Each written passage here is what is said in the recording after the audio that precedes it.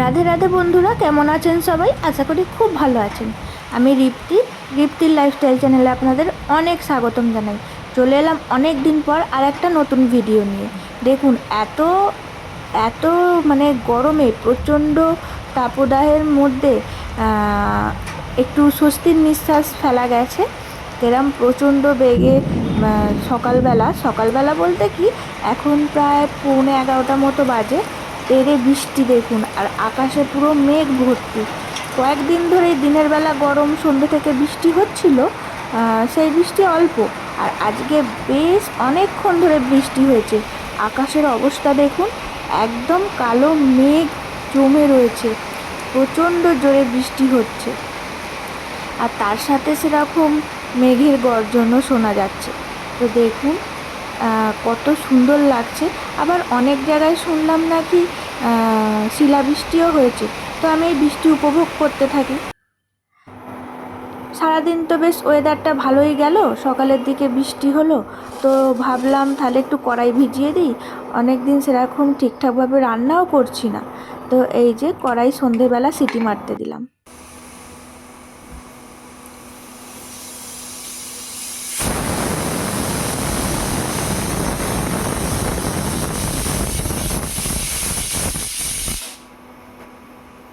এই দেখুন, হয়ে গেছে আমার কড়াই সেদ্ধ।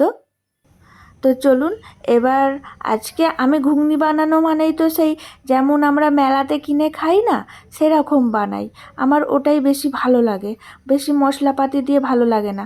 তো মেলার মতো বানাতে গেলে তো এখানে পেঁয়াজ, শসা, গাজর সব কেটে নিতে হবে। আর ওই জন্য এখানে বড় বড় করে কেটে নিয়েছি। এইবারে চপারে চপ করে নেব। এই দেখুন, গাজর, শসা কুচানো হয়ে গেছে, লাস্টে পেঁয়াজটা আর কি চপ করছি। তো চলুন করে নিই।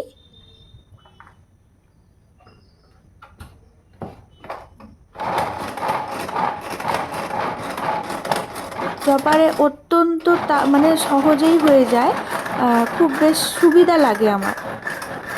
একদম ছোট ছোটও হয়, আবার সুন্দর মানে হয়ে যায় তাড়াতাড়ি।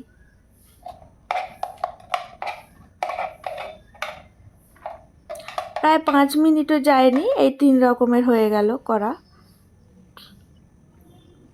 দেখুন, তো চলুন এবার ঘুগনিটা বসিয়ে দিই। সেদ্ধ তো হয়েই গেছে।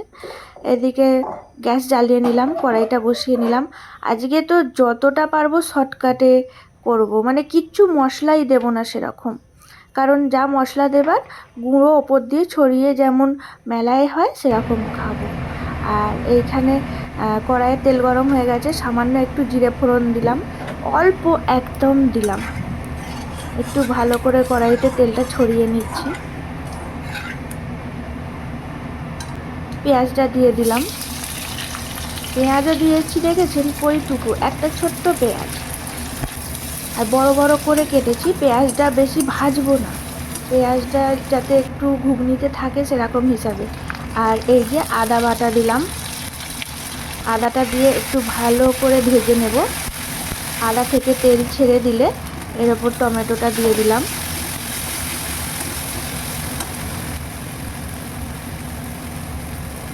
টমেটোর ওপরে একটু নুন দিয়ে দিচ্ছি, তার কারণ তাড়াতাড়ি তাহলে টমেটোটা গলে যাবে, সুবিধা হবে।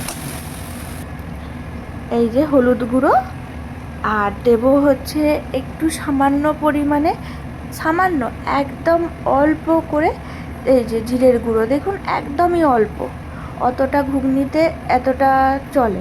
আর একটু ধনের গুঁড়ো একদম অল্প অল্প পরিমাণে দিয়ে দিলাম, আর কিচ্ছু দেব না। এবার ততক্ষণ ভেজে নিয়েছি যতক্ষণ না তেল ছেড়ে দিয়েছে। আর এদিকে তো ঘুগনির কড়াই, সেদ্ধ কড়াই ছিল, সেটাও দিয়ে দিলাম। আমার মশলা কষানো তো ওদিকে হয়েই গেছে।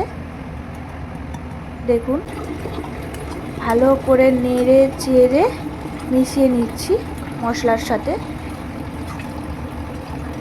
এবার একটু জল দিয়ে ফুটিয়ে নেব। ব্যাস, আজকে আমার ঘুগনি শেষ। এই দেখুন, কারণ ঘুগনিটা সুন্দর সেদ্ধ হয়ে গিয়েছিল।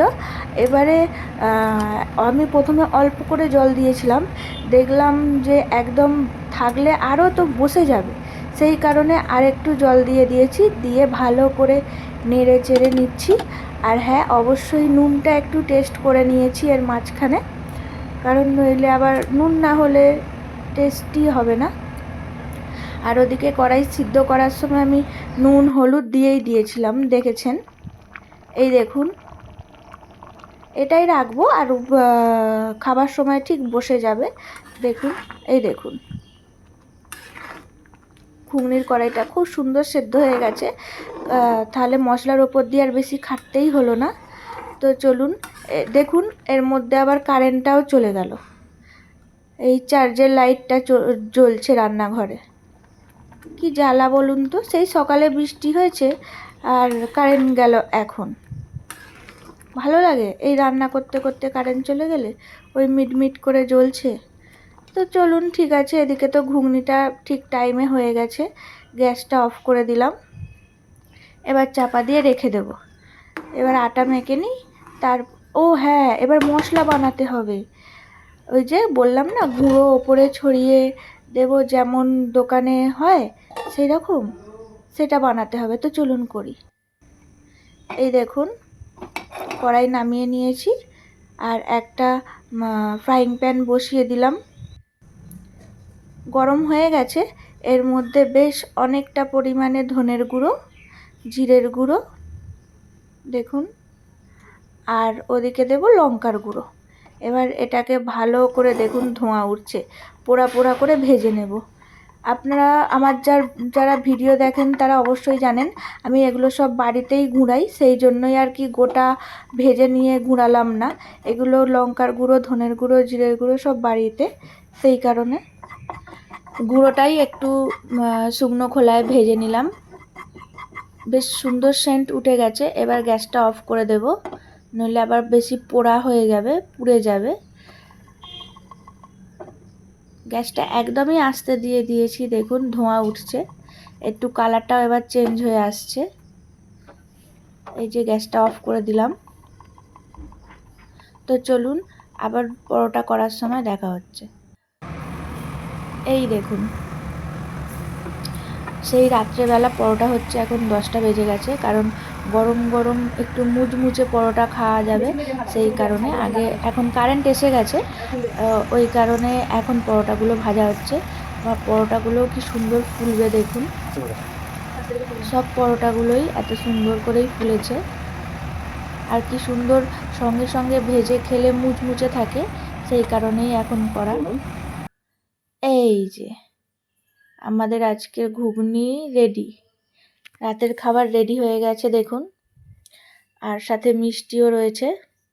আজকে এই ঠান্ডার ওয়েদারে আমাদের রাতের খাবার একদম জমে গেছে বন্ধুরা। আমার মতো এরকম শর্টকাটে রান্না করতে চাইলে অবশ্যই একবার চেষ্টা করবেন। আর হ্যাঁ, আমার ভিডিও যারা প্রথমবার দেখছেন প্লিজ চ্যানেলটা সাবস্ক্রাইব করে আমার পাশে থাকবেন।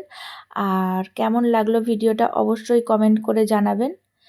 আর হ্যাঁ, বলাই হয়নি, সাথে ওপর দিয়ে লেবুর রসও দিয়ে দিয়েছিলাম।